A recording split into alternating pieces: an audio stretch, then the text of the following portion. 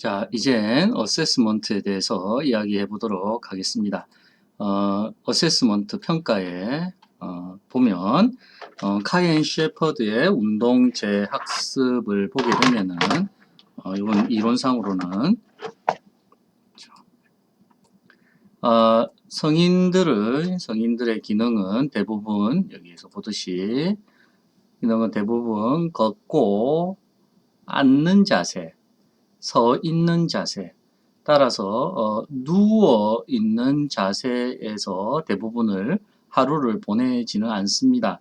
대부분 보내는 것이 우리가 누워서 무슨 일을 하지는 않죠. 대부분 걷거나 앉거나 서 있는 자세에서 어떤 일을 하게 됩니다. 따라서 이러한 치료를 할 때도 이러한 자세에서 치료 과정을 해야 된다라고 이 카엔 셰퍼드가 주장을 하고 있습니다. 따라서 이거는 좀 중요한 이야기가 되겠죠. 우리가 치료를 할 때 앉은 자세와 서 있는 자세, 걷는 자세에서 치료를 해야 된다라는 이 이론은 좀 중요한 이론이 될 수가 있습니다. 또한 핸들링이나 외제적 대먹임에 의해 치료사는 환자가 운동 과제를 성취할 수 있도록, 그렇죠? 여기에서 보면 더 복잡하고 어려운 과제들을 차츰차츰 해서 주어서 동기부여를 해줘야 된다. 그래서 잘하면은 칭찬하고 조금 더 어려운 과제를 도전하게끔 동기부여를 하는 것이 중요하다라고 이야기를 할 수 있습니다. 또한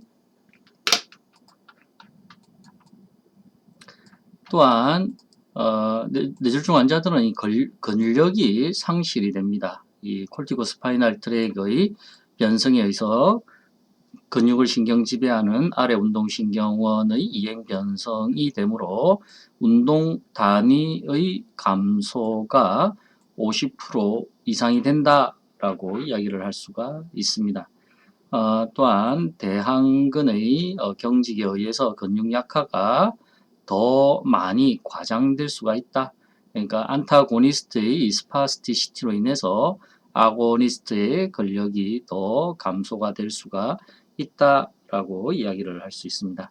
따라서 치료를 할 때는 환자의 머리를 중심선에 놓는 것도 중요하다 이렇게 이야기를 할 수 있죠.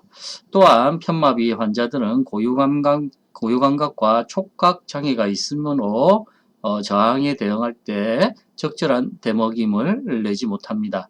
따라서 천천히 힘을 낼 수 있도록 그렇게 이야기를 해줘야 된다. 천천히 힘을 내도록 요청해야 됩니다. 또한 편마비 환자들은 몸통 안정성이 감소된 경우가 흔하므로 몸통 안정성이 감소되면 사지의 근육이 충분히 힘을 낼 수가 없습니다.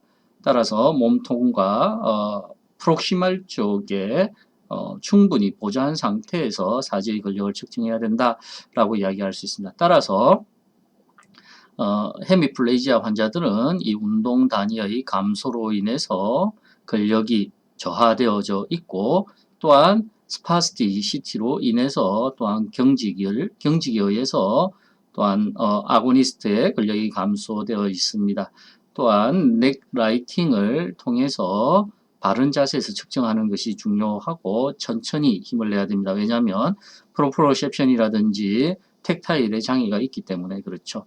그리고 몸통의 안정성을 주어야지만 더 큰 힘을 낼 수가 있다라는 사실을 이야기를 하고 있습니다. 이러한 근육의 긴장도를 측정하는 것들은 그렇죠? 근육의 긴장도를 측정하는 것은 우리가 마스에 의해서 애쉬월드 스케일에 의해서 측정을 하고 있다라고 이야기를 할 수가 있죠. 따라서 이러한 환자들을 치료할 때 태스크 아날리시스를 이야기하면 운동 과제를 분석했을 때 단계를 어떻게 해야 되고 선택 사항의 수라든지 수행해야 될 위치와 장소, 환자의 선호도, 그렇죠? 인지적 요구, 관심이라든지 동기, 환자에게 필요한 큐는 어떻게 줄 것인지, 그다음 시간적 요소들, 피로 수준, 노력의 정도 이러한 것들을 준다는 것이 굉장히 중요하다라고 이야기를 할 수가 있습니다. 또한 의자에서 일어나는 과정을 조금 더 살펴보게 된다면 3단계로 나뉠 수가 있습니다. 따라서 엉덩이를 의자에서 떼기 이게 1단계죠. 그 다음 무릎 펴기 2단계가 되고 완전히 서기가 3단계로 나누어지고 있습니다.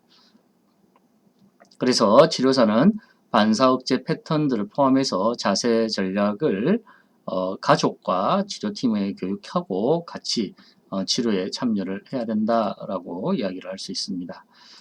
그래서 스파스티가 있는 환자들은 따뜻하게 하게 되면은 어센딩 레티큘라 액티베이팅 시스템에 의해서 자극을 완화시켜서 스파스티시티를 감소시킨다라고 이거는 어떠한 감각에 의해서 대뇌 쪽을 각성시키는 이러한 시스템이 되겠죠. 그리고 옆으로 누운 자세에서 느리고 율동적인 흔들기와 돌아눕기는 고유감각과 변형감각의 입력을 제공해서 스파스티시티를 감소시킬 수 있습니다. 또한 조절점을 통해서 반사 억제 패턴으로 환자를 움직여서 고유감각 입력을 제공해서 정상적인 움직임을 줄 수 있다. 그래서 프록시말의 키포인트 오브 컨트롤을 해서 움직임을 할 수가 있고 또한 움직임 조절 시에는 먼 쪽 디지털 키포인트 오브 컨트롤을 사용을 할 수 있더라. 셋째 발가락의 가쪽면이나 첫째 발 허리뼈의 가쪽면, 손바닥의 두덩 부위, 손허리뼈, 머리가 이런 식으로 포함될 수가 있더라라고 이야기를 할 수가 있습니다. 다시 들어가보면 몸통은 몸통의 회전, 그렇죠? 로테이션, 그 다음 윗 몸통과 아래 몸통의 해리 운동, 그렇죠? 그 다음 머리는 중심선에 위치하고 버티칼 오리엔테이션, 턱을 친인 자세가 되겠죠. 긴 목 평근과 짧은 목 굽힌근의 동시 수축을 이루는 자세, 이렇게 턱을 안으로 당긴 자세를 유지를 해야 된다. 이렇게 이야기를 할 수가 있습니다.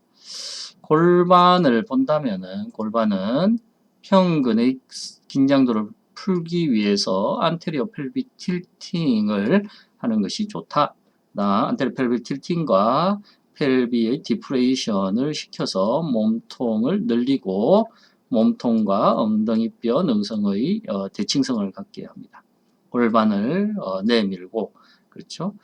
그래서 이스텐서 패턴을 감소시키기 위한 하지 자세는 골반을 내밀고 엉덩관절을 굽히고 모으고 중립회전, 무릎 관절을 굽히게 되고 발목의 등쪽 굽힘과 가쪽 번짐을 이렇게 해서 스파스티시티를 줄일 수가 있더라라고 이야기할 수 있습니다. 따라서 펠비스의 안테리어 펠빅 틸팅과 로테이션, 또한 펠비스의 디프레이션을 통해서 환자의 스파스티시티를 감소시킬 수가 있다라고 정리를 할 수가 있죠. 이 어깨뼈는 어깨뼈의 프로트랙션 내밀과 엘리베이션 시킴으로써 몸통증의 신장을 촉진할 수가 있습니다. 밑으로 내려가 있는 것을 올려서 또한 어깨뼈의 아래 모서리를 위쪽 돌림을 업로드 로테이션을 시키는 것이죠. 업워드 로테이션을 통해서 스카플라의 위치를 바로 잡는 것입니다. 따라서 굽힌근 스파스티를 감소시키기 위해서 팔과 손에 웨이트 베어링을 시키는 것도 아주 효과적이다 라고 이야기를 할 수가 있습니다. 다음으로는 율동적인 움직임을 통해서 신장과 회전 운동, 그렇죠? 이 신장과 회전 운동은 오름그물 활성계에 대해서 지속적인 자극을 완화시켜주기 때문에 긴장도를 감소시킬 수가 있습니다. 환자의 머리와 몸통의 위치는 매우 중요합니다. 그렇죠? 따라서 중심선에 대해서 관계를 지각하는 데 도움을 줍니다.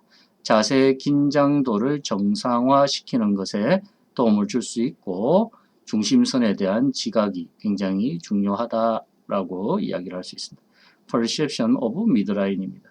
또한 바이라테럴하게 이렇게 움직일 수가 있다.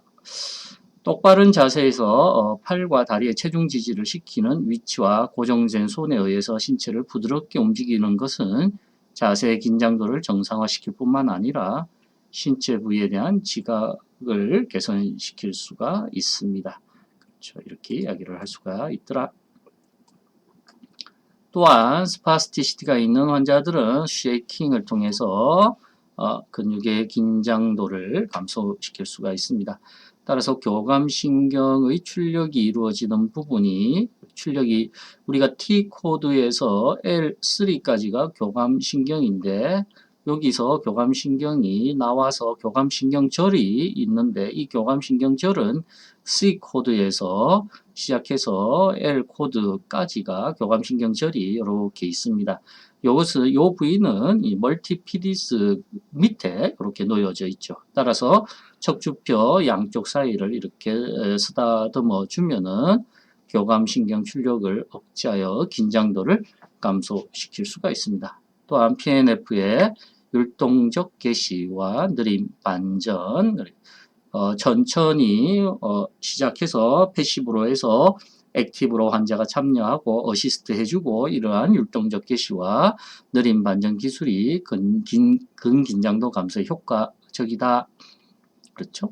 이러한 심리적 요인들, 이러한 이야기들을 할 수가 있겠죠. 그 다음 약물에 의해서도 스파스티시티를 감소시킬 수가 있더라라고 이야기를 할 수 있습니다. 이러한 쿱스가 1980년대 제안한 지침은 억제 기술 스파스티시티를 억제하는 것은 절대로 강한 힘을 사용하지 않는다. 그렇죠?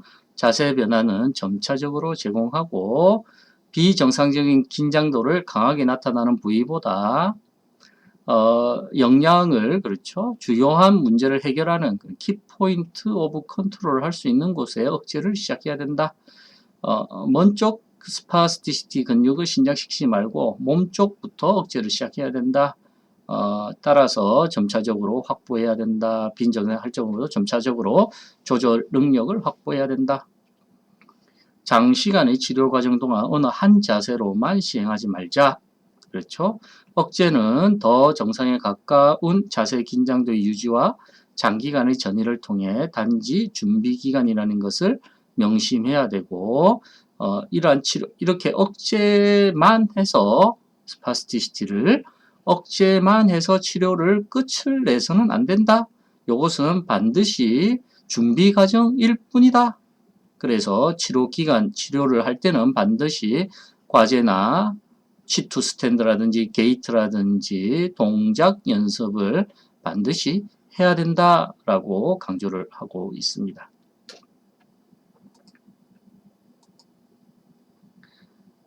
그렇죠? 이제 협응장애를 조금 본다면은 협응장애는 이렇게 우리가 근력이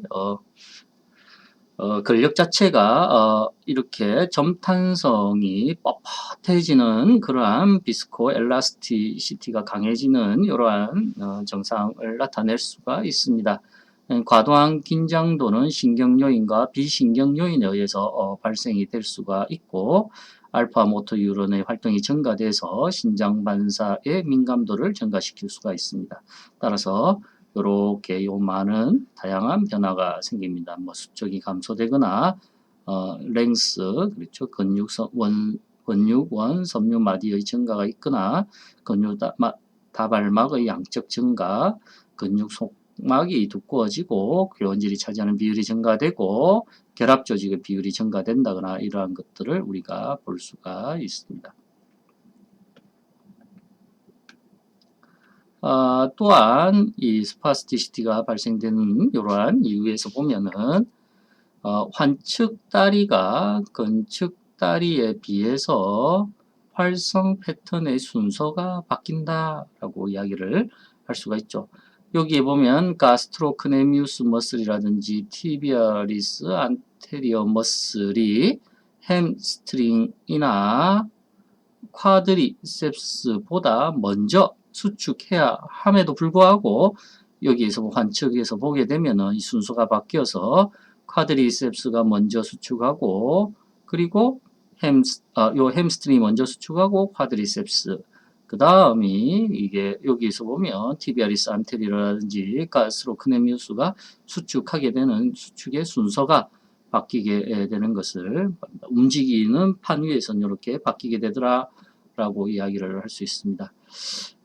후방 동료, 그렇죠. 뒤쪽으로 후방이 동료되었을 때 보면은 힙 조인트는 앞쪽으로 가고 이 머리도 앞쪽으로 가고 요 발은 뒤쪽으로 가게 되면은 정상적인 수축은 안테리어 여기에 보면 우리가 먼저는 티비아리스 안테리어 그 다음이 우리가 이야기 넙다리 네갈렉은 그 다음이 abdominal 머슬이 순서가 됩니다.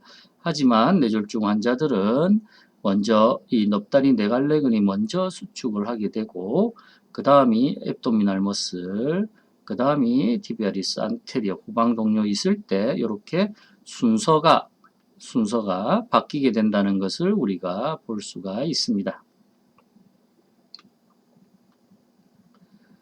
힘 출력의 예정은 손해의 앞옆이 담당을 하고 있죠. 이러한 자세 동료의 정도에 따른 변화에 적절한 힘의 예측과 능력의 장애는 손해 앞옆 손상의 환자들에게 대부분 나타나게 됩니다.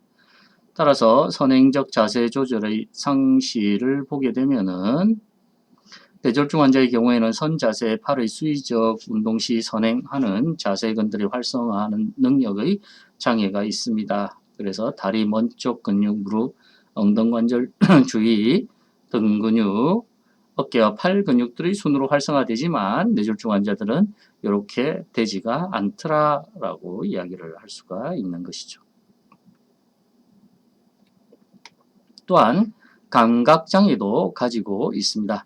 감각장애, 여러 가지 감각이 장애가 있어서 자기의 신체가 어디에서 있는지를 잘 알지 못하고 중추감각 기전들에 대해서 이 장애가 있어서 과제와 환경적인 요구에 잘 적응을 하지 못합니다. 또한 운동학습에 장애를 줄 수 있습니다. 감각장애는 이러한 것을 불안정한 움직임을 지각하는 환자들의 전략들에 있어서 보상적인 수정을 보여주고 있습니다.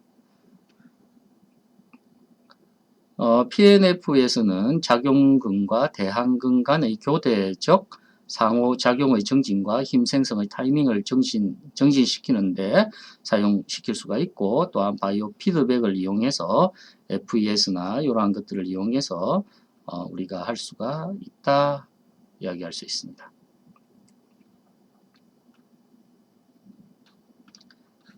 또한 관절 압박을 통해서 그렇죠. 관절 압박을 통해서 자세 안정성에 참여하는 평근들을 촉진할 수가 있더라. 따라서 바로 누운 자세에서는 평근 긴장도가 증가되고 엎드린 자세에서는 굽힌근 긴장도가 증가된다. 그렇죠? 이렇게 긴장성 미로 반사의 해리 현상 때문에 나타나더라 라고 이야기를 할 수 있습니다. 옆으로 누운 자세에서는 비대칭성 긴장성 목 반사의 효과를 억제할 수가 있고 양측성의 대칭 활동을 촉진할 수가 있습니다. 그렇죠? 이렇게 할 수가 있다. 또한 신체 정렬을 위해서는 과제를 위해서는 적절해야 되고 정력이 중력을 이길 만큼 효율성이 있어야 되고 안정성이 최대가 돼야 된다라고 얘기를 할 수 있죠. 이러한 선행적 자세 조절을 해야 되고 보상 반응이 있어야 됩니다.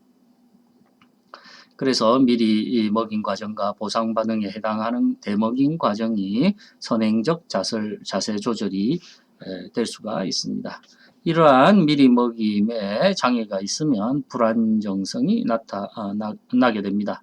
대먹임의 조절은 균형 장애 후에 일어나며 감각 장애로 인해서 감각 결과에 의존하게 된다라고 이야기를 할 수 있습니다.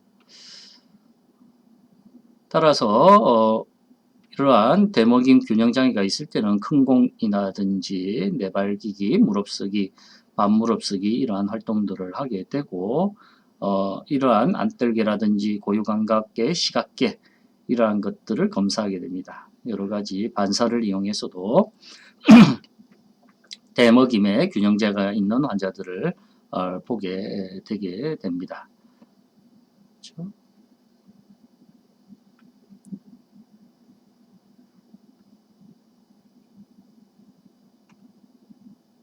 그렇게 되는 것이죠.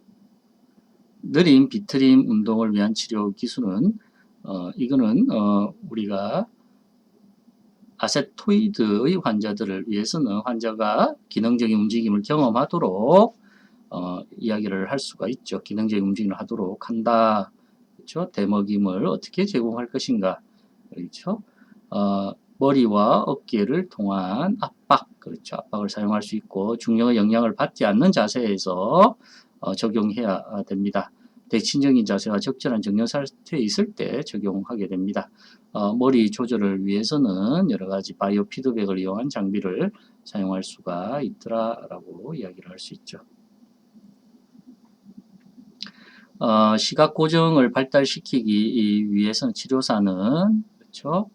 좌우의 균형을 정지시키기 위해서 머리 조절이라든지 여러 가지 가쪽, 앞쪽, 뒤쪽 이동을 해야 되고 균형을 조절해야 되는 것입니다. 그리고 머리 조절을 발달시키고 기립 자세에서 균형 반응의 각각 실행하도록 합니다. 이러한 훈련을 할 수가 있다. 그렇죠? 또한 이러한 느린 비틀림 운동 그 장애를 가진 환자들은 균형 반작성을 발달시키기 위해서 한 발을 내딛고 선 자세에서 교대로 두드르기를 적용할 수가 있고 골반과 엉덩관절의 조절을 집중적으로 증가시키기 위해서 팔을 고정한 상태에서 한 걸음씩 내딛고 손기능 자극하기 위해서 손목 펴짐을 촉진하고 잡기와 놓기 같은 것을 하고 몸의 가까운 곳에 물체를 잡는 것을 한 다음에 몸으로부터 떨어진 곳에 실행해야 되고 팔을 움직이는 동안 잡기를 유지할 수 있도록 해야 되고 잡을 때까지 힘을 점점 증가시킬 수가 있어야 됩니다. 생체 대먹임을 이용할 수도 있더라라고 이야기를 할 수가 있는 것이죠. 손해 쪽에 조화 운동 못함의 치료를 보게 되면은 협응 장애가 일어날 수가 있겠죠. 그래서 다관절 움직임과 관련되어서는 장애가 발생할 수 있으니까 여러 관절이 손해 손상의 환자를 치료할 때는 처음에는 단관절 하나의 관절을 움직일 수 있게 너무 복잡한 관절을 복잡한 과제를 통해서 많은 관절이 참여를 하지 않도록 우리가 치료에 응용을 해야 된다라고 이야기를 할 수 있죠. 기립의 손상을 되었을 때는 앞 이엽의 벌레 구역과 벌레 겉 구역이 있을 때는 서는 것을 잘 하지 못하게 되더라. 평형 조절을 요구하는 움직임에 손상을 받게 되더라라고 이야기를 지난번에 손해를 할 때 했었습니다. 가쪽 손해가 있을 때는 조화 운동 못함증을 일으키게 됩니다. 목표물에 도달하는 거나 잡는 것 같은 것을 할 수가 없게 됩니다. 보행 장애는 거의 없게 됩니다. 탈의 결절력의 손상은 안구 운동 장애를 가지게 되더라라고 이야기를 할 수가 있죠. 그래서 벌레 구역과 그 옆에 있는 벌레 겉구역이 손상되면은 앉기, 서기, 걷는 게 잘 하지 못하고 맨 라테랄 쪽에 있으면 잡기, 그렇죠. 잡기라든지 이러한 디스트레메트릭이 거리를 잘 측정하지 못하는 이러한 것을 발생할 수 있습니다. 그래서 손의 손상 쪽은 저긴장증이 생기게 되겠죠. 레티큘러 포메이션의 정상적인 억제하는 손의 겉질의 손상으로 인해서 긴장도의 감소와 운동의 약화가 일어나게 됩니다. 레티큘러 포메이션을 활성화시킬 수가 없다 이러한 말이죠. 협력 부전이 일어나고 반복 운동 불면증이 일어나고 겨냥 이상, 디스메트리아, 이게 라테랄 세레벨룸이 손상되면 나타나는 것이 우리가 볼 수가 있습니다. 그래서 이러한 의도적인 떨림이 나타나게 되겠죠. 손과 손가락의 정교한 움직임을 할 때 정교하게 나타나고 안구 진탄증이 나타나는 것입니다. 그렇죠? 이러한 머리 조절과 균형을 요구하는 정교한 반응을 방해하게 되겠죠. 그래서 이 프랭켈 엑서사이즈죠. 시각 정보. 그렇죠. 이용해서 바닥에 보폭마다 시각 목표를 그려놓고 환자가 이렇게 시각을 이용한 걸음, 요거를 사용하는 것이다 라고, 시각을 이용해서 걸음을 걸어야 된다 라고 이야기를 할 수가 있습니다. 그리고 체중 지지면을 효과적으로 넓히기 위해서 지팡이 사용을 손해 손상 환자에게는 가리키는 것이 더 좋은 것이죠. 그렇죠? 조화 못한 문제에 발생되는 원인을 잘 이해하고 있지는 않지만 환관절의 움직임에 의해서 조절하는 어려움이 발생이 됩니다. 따라서 움직이는 관절의 수를 최소화하고 느리게 움직이면서 과제의 복잡성을 감소시키는 전략을 사용합니다. 따라서 손해 손상 환자에 있어서는 움직이는 관절의 수를 최소화해야 되고 과제의 복잡성을 감소시켜야 된다라고 이야기를 할 수 있습니다.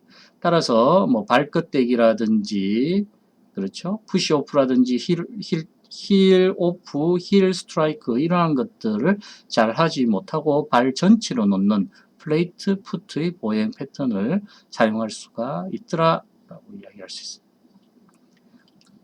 몸쪽에 부착의 저항을 줌으로 인해서 안정성을 정진하고 먼쪽 움직임의 오류를 줄여줄 수도 있다라고 이야기를 할 수가 있습니다.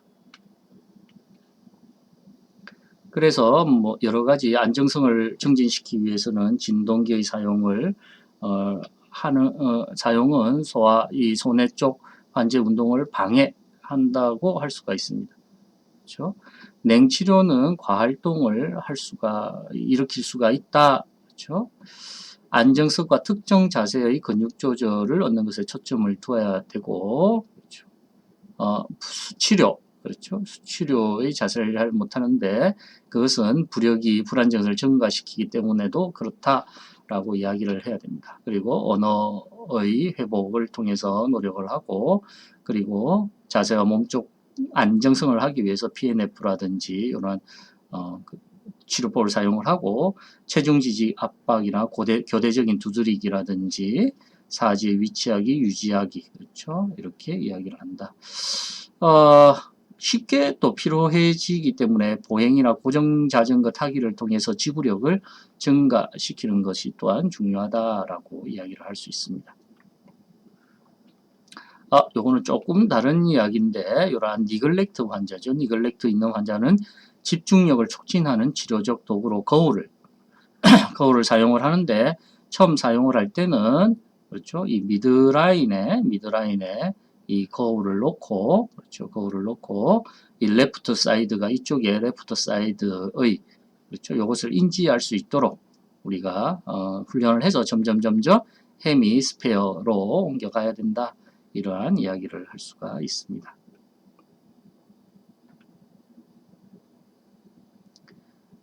이러한 훈련을 이제 할 때 편마비 환자들의 몸통 가동성을 좀 본다면은, 이러한 이제 훈련들을 통해서 쭉 개념을 잡고 이제 몸통의 가동성을 우리가 확인해 본다면은, 그렇죠? 그래서 반마비 환자, 편마비 환자들은 넓은 덩근, 그렇죠, 라티스무스 돌지나 테레스 메이저, 혹은 팩토리아스 메이저의 스파스티시티에 의해서 어깨뼈가 디프레이션 되고 골반이 엘리베이션이 되더라. 그렇죠? 그리고 환측의 람보이데우스나 일렉티브 스파이널 머슬 및 쇼트렁크 로테이터의 스파시티 때문에 리트랙션이 발생이 된다라고 이야기를 할 수 있습니다. 그래서 여러 가지 이러한 약화가 발생이 되고 단축이 발생이 되겠죠. 그렇죠? 그래서 수프라스피나투스의 신장으로 해서 근육 약화가 일어날 수가 있고 관절 주변의 아랫부분의 단축을 또한 보일 수가 있습니다. 그렇죠? 이러한 단축을 보일 수가 있더라. 또한 이러한 엘리베이션, 골반이 이런 엘리베이션과 리트랙션, 그렇죠? 골반이 위쪽으로 가고 뒤쪽으로 가는 것은 골반의 뒤쪽 경사와 결합이 되어서 나타나더라라고 이야기를 할 수가 있습니다. 그렇죠? 이러한 이야기들을 여기에서 이야기를 하고 있다. 이렇게 설명을 할 수 있습니다.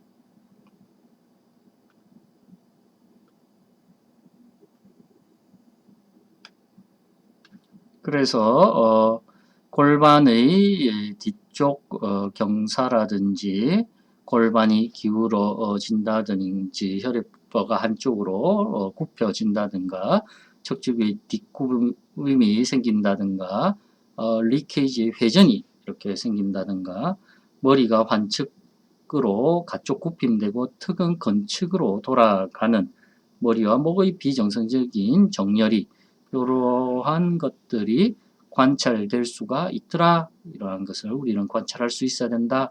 라고 이야기를 할 수 있죠.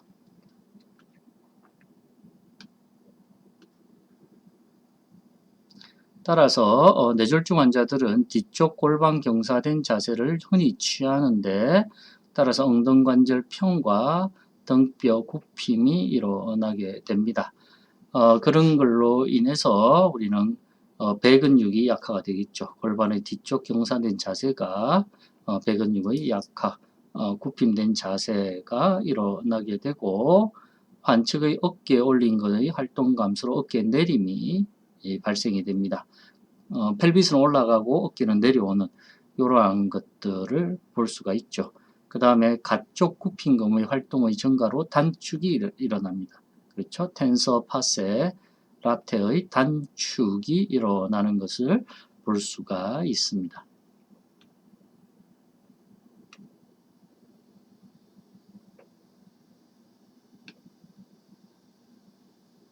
그렇죠? 이러한 단축이 이렇게 일어날 수가 있더라. 따라서 기능적인 팔 뻗기 동작을 통하면 척추 기립근의 역할을 보게 된다면은 몸통이 앞쪽으로 이동이 일어나야 되고 한쪽 엉덩이로 체중을 지지해야 됩니다.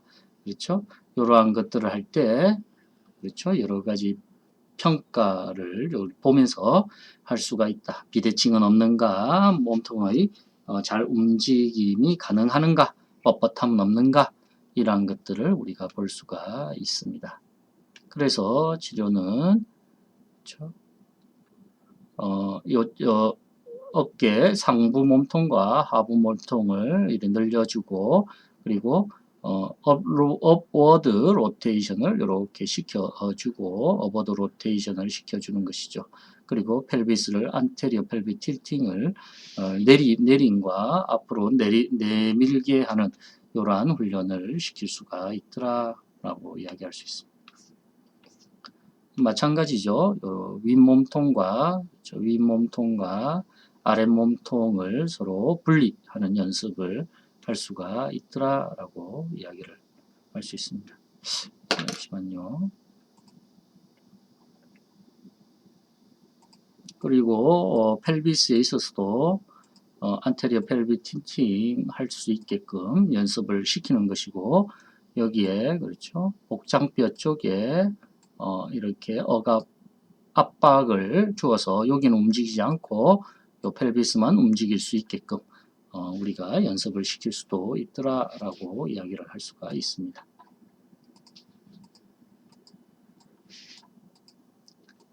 그리고 이러한 훈련들 있죠. 이렇게 가쪽 체중의 가쪽 이동을 통해서 이쪽으로 늘어나게 되고 이쪽은 그렇죠? 반대로 축소시키는 이렇게 일롱게이션 시킬 수 있는 이러한 훈련도 시킬 수가 있더라라고 이야기를 할 수 있습니다.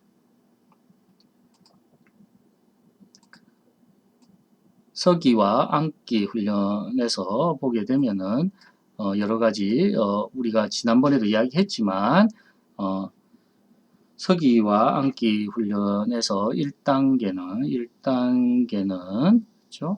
여기 굽힘 모멘트 단계가 되겠죠. 중력 중심이 체중 지지면 안에 위치하면서 몸통을 앞쪽으로 이동하는 것을 조절하게 되는 것입니다. 그렇죠?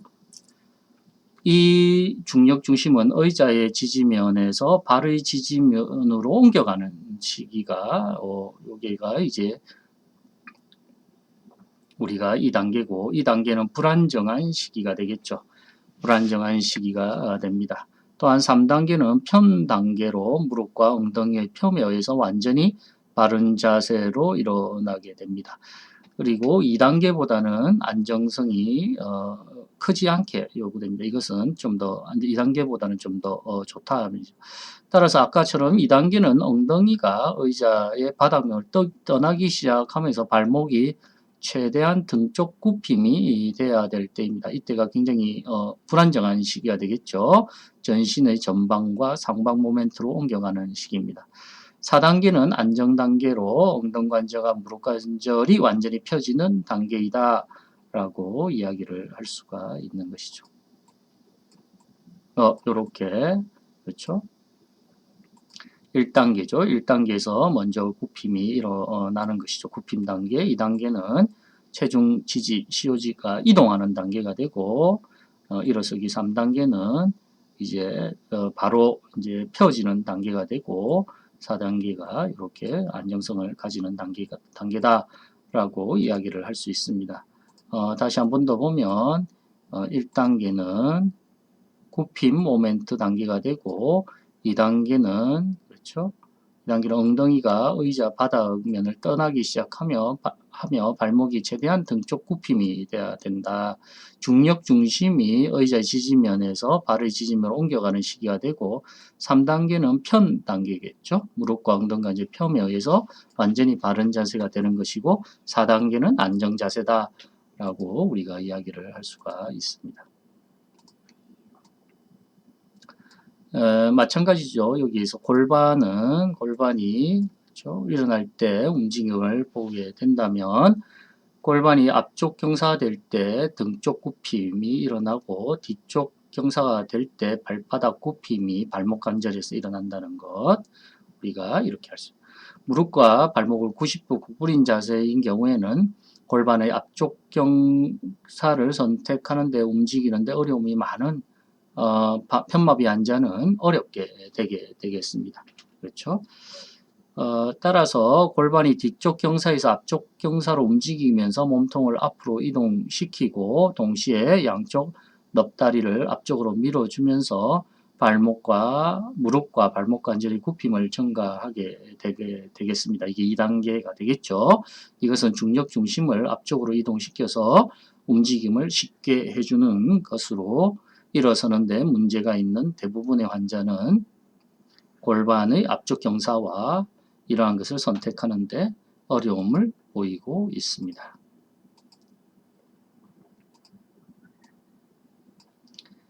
앉은 자세에서 골반이 앞쪽 경사되면 무릎에서도 굽힘이 이루어지다가 뒤쪽 경사가 되면서 몸통이 위쪽으로 향하게 된다라는 이야기를 할 수 있습니다. 무릎의 움직임은 골반의 움직임에 따라 일어나는 형태이지 무릎이 움직임을 주도하는 것은 아니다라고 이야기를 할 수 있습니다. 운동의 개시점이 무릎이 된다면 언제나 무릎을 면접 펴고 난 다음에 허리를 펴는 동작이 일어나게 됩니다. 그렇죠? 이렇게 되어서는 안 되겠죠. 또한 편마비 환자에게서는 골반의 뒤쪽 경사가 시작될 때 몸통이 과도하게 펴지면서 하지의 연합 반응이 일어나는 움직임이 빈번하므로 약간 앞으로 나가듯이 일어나는 것이 도움이 된다라고 이야기를 할 수 있습니다. 골반이 뒤쪽 경사가 되면 요 허리 쪽을 과도하게 몸통을 과도하게 펴서 앞쪽으로 이렇게 나가면서 하지를 펴게 하는 그렇죠. 하지를 펴게 하는 이러한 움직임의 형태를 보이게 되더라라고 이야기를 할 수 있습니다.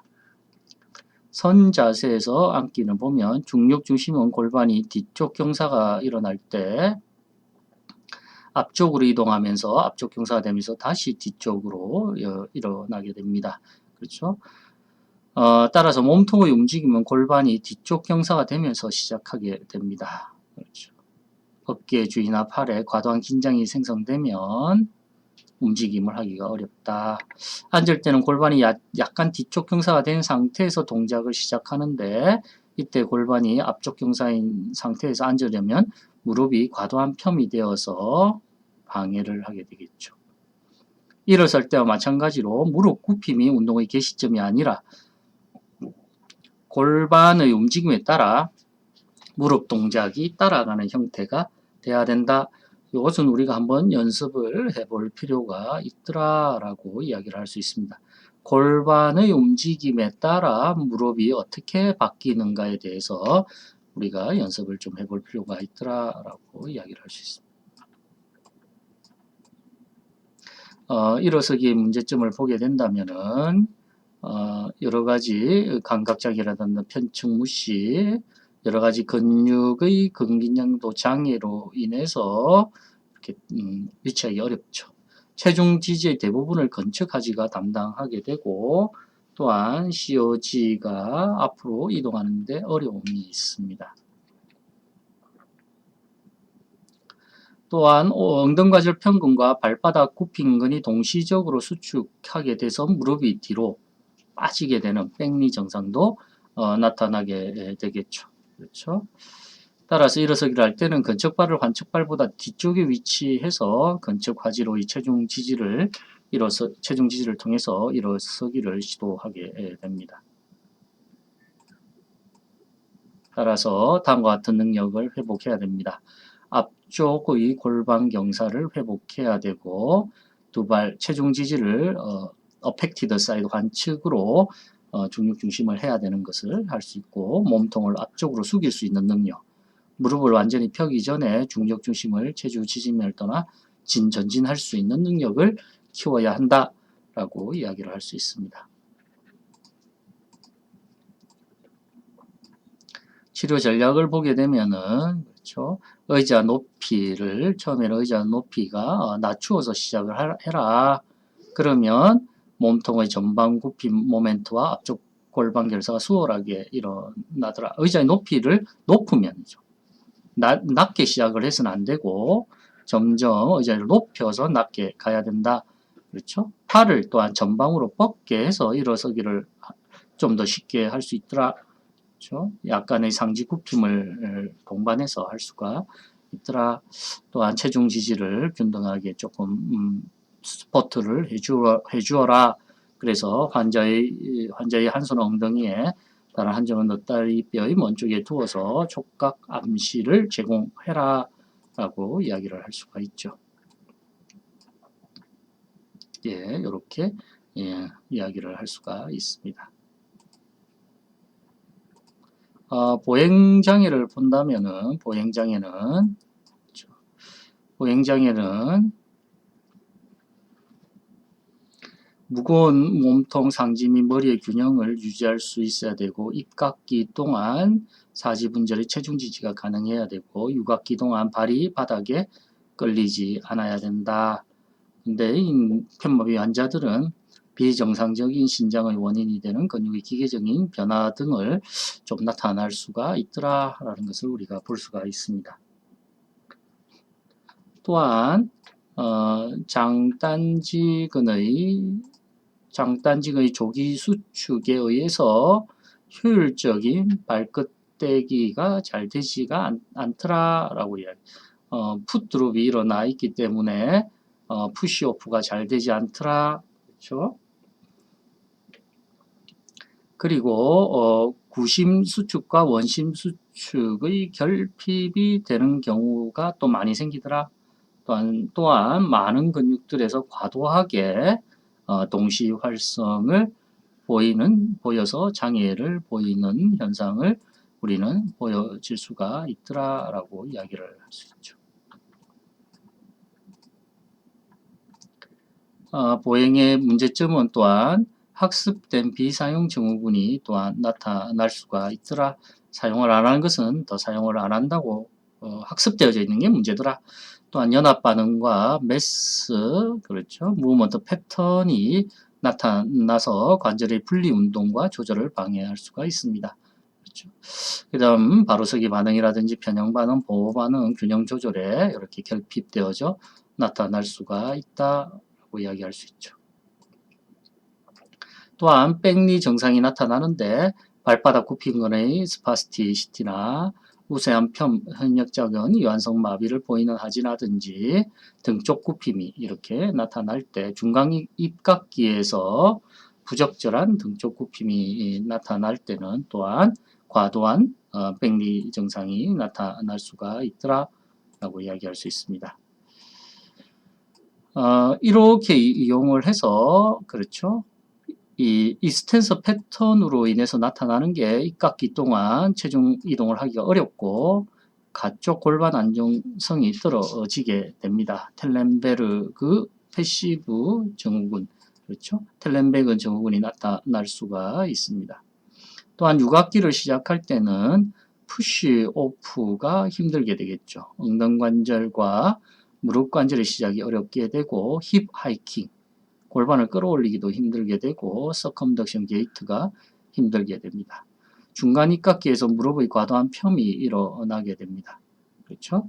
관측하지가 입각기를 하는 동안 발꿈치 떼기를 할 때 등 쪽 굽힘이 충분히 일어나도록 발바닥 굽힌 것들이 이완이 일어나기가 힘들다. 이러한 증상을 뇌졸중 환자들이 보이고 있더라.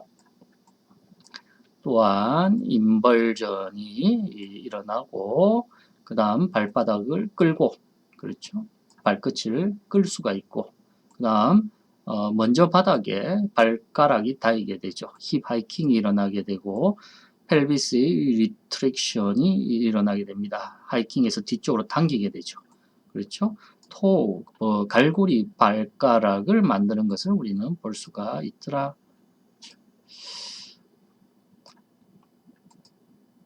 그렇죠. 이러한 여러 가지 이렇게 일어나는 증상을 발가락이 먼저 이렇게 닿이게 되는 이러한 증상이 일어나게 되고 백리 증상이 일어나게 되고 그렇죠. 그리고 건척이 내려가게 되는 그렇죠. 건척 골반이 내리는 텔렌베르그 증후군이 나타날 수가 있더라.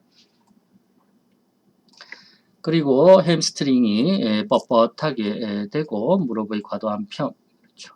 입각기 동안 무릎 관절의 갑작스런 구부러짐이 또한 나타날 수가 있습니다. 그렇죠.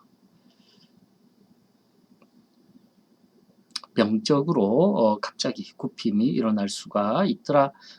이렇게 이야기를 할 수가 있습니다. 그렇죠. 다음으로 이제 가보면 뒤꿈치 닫기가 또한 손상이 되겠죠. 뒤꿈치 닫기가 손상이 될 수가 있습니다. A4를 사용해서 뒤꿈치 닫기를 우리가 발바닥 굽힘을 방지할 수가 있더라. 앞정강근의 티비랄스 안테리어의 그렇죠. 비활동은 공통적인 원인이 될 수가 있습니다. 미들 스탠스, 싱글림 스탠스, 외발 서기를 할 때 편근을 촉진시키기 위해서 엉덩관절과 무릎관절 편을 활성화시켜야 되는데 이게 좀 어렵더라. 또한 무릎의 과도한 펴이 중간 입각기에서 부하가 되는 건 흔히 발생되는 문제점입니다. 따라서 너무 풀 익스텐션 하는 것보다는 좀 슬라이트 플렉션을 하는 것이 더 환자를 위해서는 더 적절하다라고 생각을 할 수가 있습니다. 과도한 펴을 방지하기 위해서는 그게 더 낫더라 이렇겠죠. 또한 과도한 굽힘이 일부 환자에서는 또한 나타날 수가 있는데 무릎 굽힘이 약간 내갈래근에서부터 발생했을 때 기능적인 전기 자극을 주는 것이 좋더라. 넙다리 내갈래근을 활성화시키는 훈련을 입각기 동안 이렇게 안정성을 증진하는데 이렇게 해야 되는데 그렇죠? 앉았다 일어서는 동작이 쿼드리셉스를 보행할 때 근력을 증가시킬 수 있느냐의 문제는 확실하지가 않다. 결론적으로는 쿼드라셉스를 활성화시킬 때 보행에 필요한 쿼드라셉스는 보행을 하면서 정진시켜야 된다라고 이야기를 할 수 있습니다. 몸통의 앞쪽 굽힘은 종종 무릎이 과도하게 펴지면서 일어나는 경우가 생기고 반대쪽 골반 처짐이 생길 수가 있더라. 치료는 벌린근을 강화시키고 싱글림 스탠스를 하는 동안 대칭적인 골반의 높이를 이루도록 훈련해야 된다라고 이해할 수 있습니다.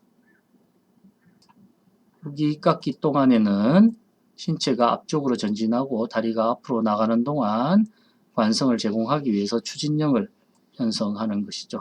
갈고리 바닥으로 인해서 발가락으로 인해서 앞꿈치가 바닥을 미는 능력에 장애가 오는 것을 발가락을 펴는 데 도움을 주는 여러 가지 치료를 사용할 수가 있더라라고 이야기를 할 수 있습니다. 따라서 보행을 할 때는 보행 훈련 시간 자체를 그렇죠. 보행 훈련 시간 자체를 보행을 정진을 원한다면 걷는 연습의 시간을 늘려줘야 된다. 보행 훈련 시간과 보행 속도에 미치는 영향을 보게 되면은 보행 훈련 시간을 늘림으로써 보행 속도도 증가되더라라는 이야기가 될 수가 있겠죠. 그렇죠? 이렇게 우리가 이야기를 할 수가 있더라.